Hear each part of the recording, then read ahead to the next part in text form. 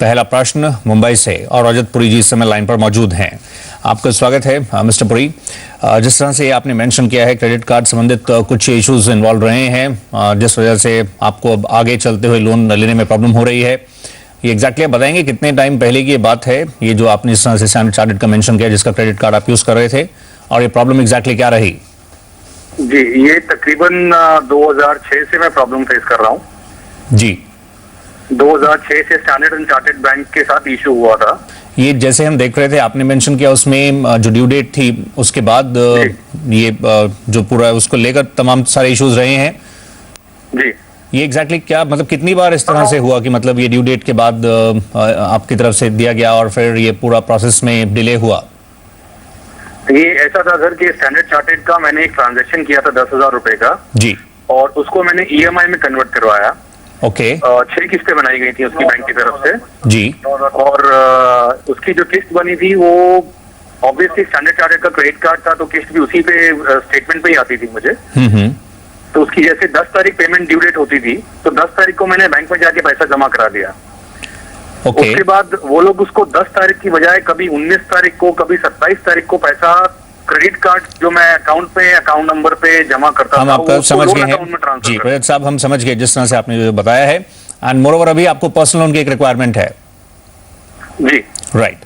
बलवंत साहब, जिस तरह से इन्होंने बताया ड्यू डेट जो थी उस समय इन्होंने डिपॉजिट किया समाव, फिर उसको जिस तरह से पूरे प्रोसेस को आगे बढ़ने में बैंक अकाउंट में क्रेडिट होने में मतलब समय जो लगता है, इन दैट केस ये और बाकी व्यूअर्स जब आगे बढ़ें उनको आप क्या राय देना चाहेंगे? ये जो ड्यू डेट को लेकर कई बार हम देखते हैं इंडिविजुअल्स प्रॉब्लम फेस करते हैं, ये किस तरह से इसको टैकल करना चाहिए, किन फैक्टर्स को ध्यान में रखकर आगे बढ़े? देखिए पूरी जी, ऐसा है जैसे आप बता रहे हैं कि आपका जो एक ट्रांजैक्शन था उसको ईएमआई में कन्वर्ट कर दिया, तो जैसे एक फर्स्ट इंस्टॉलमेंट जैसे आपने भरी, आपकी 10 की जगह 19 को उन्होंने क्रेडिट किया, तो वो आपको अगले महीने जब स्टेटमेंट आता तो आपको मालूम पड़ गया होगा कि ये मेरा उन्होंने डिले से क्रेडिट किया है, तो आपको बैंक को अप्रोच करना चाहिए था। और नॉर्मली क्या जो ड्यू डेट होती है उस तारीख तक बैंक के अकाउंट में आपका पैसा क्रेडिट हो जाना चाहिए। अपन लोग क्या समझते हैं जो ड्यू डेट है उस तारीख को अपन चेक डिपॉजिट करते हैं, तो वो जो क्लियरिंग वगैरह में जाने के बाद में 3-4 दिन वैसे ही लग जाते हैं, तो उसकी वजह से ये डिले हो गया है।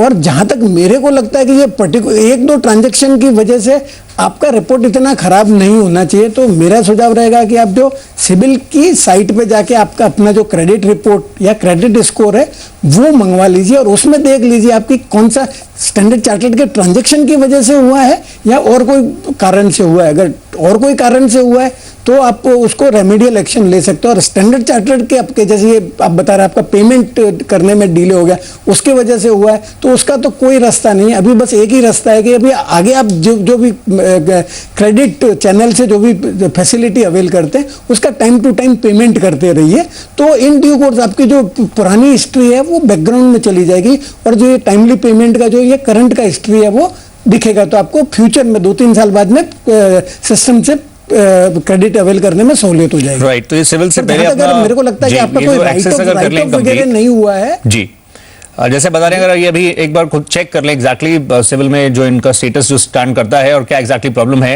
एंड उसके अकॉर्डिंगली उसको एड्रेस करते हुए ये आगे बढ़े। अगर वो डिस्टेंस रिफ्लेक्ट कर रहा है तो फिर उसमें समय लग सकता है, लेकिन ये पूरा प्रोसेस रह सकता है जिसके तहत आप आगे बढ़ें।